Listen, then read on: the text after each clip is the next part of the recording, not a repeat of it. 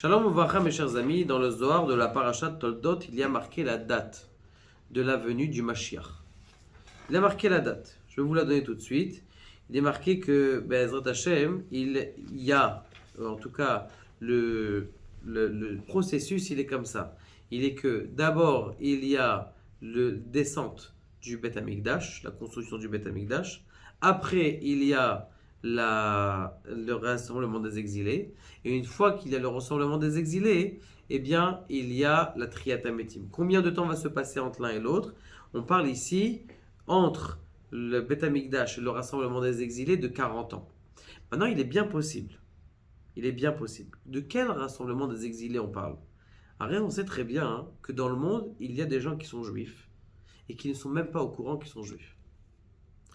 Et d'ailleurs, ils aiment les juifs. Il y en a plein. Comme ça, en Amérique, on voit énormément de protestants qui sont des vendus de... Maintenant, c'est des gens... il y avait un Rav ici qui donnait un cours. Il disait que lorsque le Mashiach va venir, il va donner des preuves, il y aura 80 millions de juifs.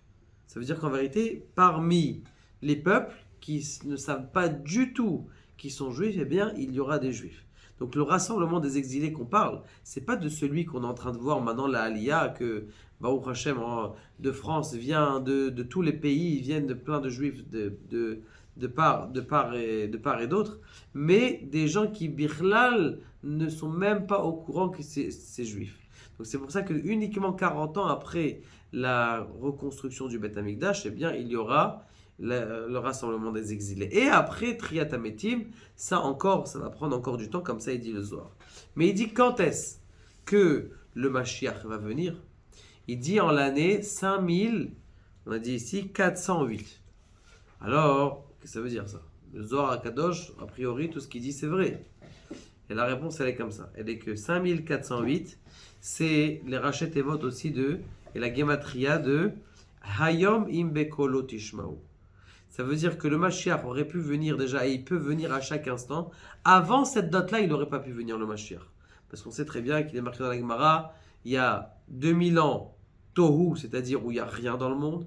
2000 ans Torah, c'était la création de la Mishnah, de la Torah, des Nevi'im, des Ketuvim. Et 2000 ans Mashiach. Quand est-ce qu'il commence ces 2000 ans de Mashiach? Ça veut dire où le Mashiach, il peut vraiment venir à n'importe quel moment. Behemet, c'est en 5408 à partir de ce moment-là. Il est marqué dans un autre Zohar ailleurs que si le Mashiach ne se dévoile pas, eh bien il y aura des découvertes madaïtes, c'est-à-dire scientifiques dans le monde. Et c'est ce qu'on a vu d'ailleurs, c'est en rapport avec le développement de beaucoup de trouvailles, scientifiques dans le monde.